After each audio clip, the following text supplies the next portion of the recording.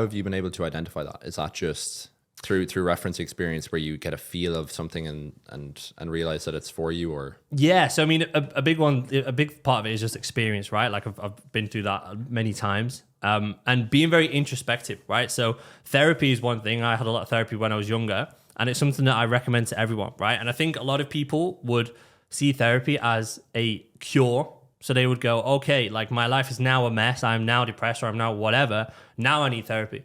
Whereas I think that's a wrong way to look about it. I think a better way to look at it is more like prevention than cure, right? And therapy doesn't mean that there's anything wrong with you. It's a way for you to properly understand who you are. And you can do this on your own. You can sit and look at what you do. You can write out what you do, what your values are, if you're acting in line with your values or not. And if you're not, why are you not? What's pulling you away from your values, right? And you can start to look at all these things. And therapy, a good therapist won't sit and tell you what that is. They will just help prompt you. So they will just, you'll say something and they'll be like, oh, that's an interesting choice of word. Like, what made you describe yourself as this word specifically? And then that makes you think, oh yeah, actually I did use that word. Why is that? Like, what do I think?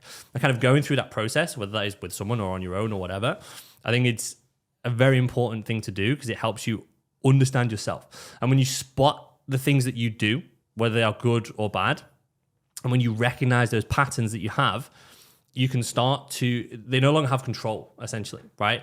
You can see yourself naturally doing something, like unconsciously, and you can go, oh, that's that thing that I notice that I do all the time.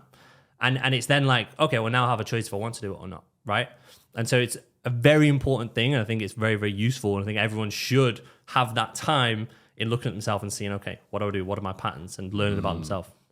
Yeah, you were the reason that I actually began doing therapy, because the conversation we had about 6 months ago, and I found it extremely beneficial. Yeah, and actually on different things you might notice about yourself and whether or not you want to do them, actually making them a choice. Yeah, I actually noticed a couple of patterns in myself, but one which I'm not afraid to share with other people is that I noticed that. I noticed a pattern that would lead to me flaking on plans, which, you being my friend, that I have a bit of a penchant for doing that. I'm a bit of a hard man to track down sometimes.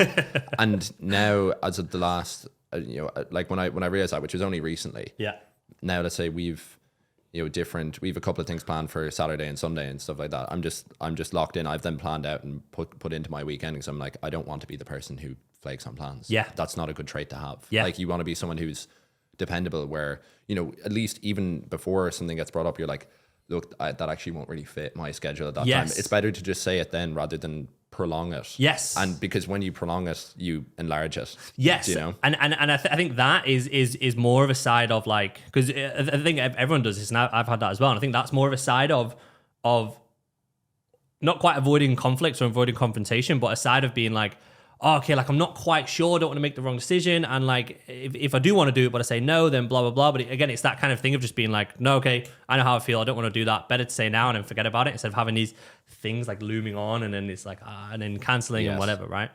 Yeah, it's very interesting. Like you were saying there, I think that therapy it's very interesting to just see those patterns. It's potentially somewhat cliche, depending on the kind of depending on whatever the audience might listen to, but Carl Jung obviously famously said, until you make the unconscious conscious, it will govern your life and you will call it fate. Yes. And it's actually very true, because there are a couple of patterns I've noticed where I'm like, man, if I knew about that 10 years ago, you know what I mean? Yeah.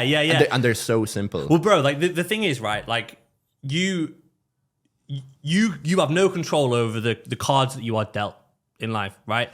You did not choose to be born where you're born. Thankfully, we were born in a great country. Thankfully, we've got great family and people around us who love us. But like, the way you were raised shapes who you become, right? And you have no control over any of that. So why would you then just never look at that, never look at the way that you are behaving unconsciously, and just trusting and going, yeah, cool, like the way that I've randomly turned out is the right way I want to be? That makes no sense.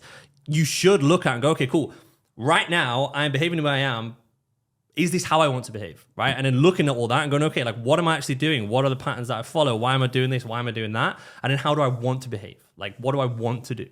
And if you don't do that, you're just living life blindingly hoping that the way that you were raised, or the way that you grew up, or whatever, the way that you've turned out now is exactly the way you want to be.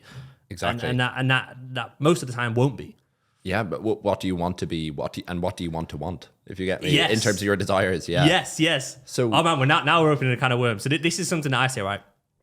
Some people, so like the business grew super fast and it's going super well, blah blah blah. And a lot of people might be like, oh, so like, you know, where's that come from? Or like, why have you managed to do that? Blah blah blah.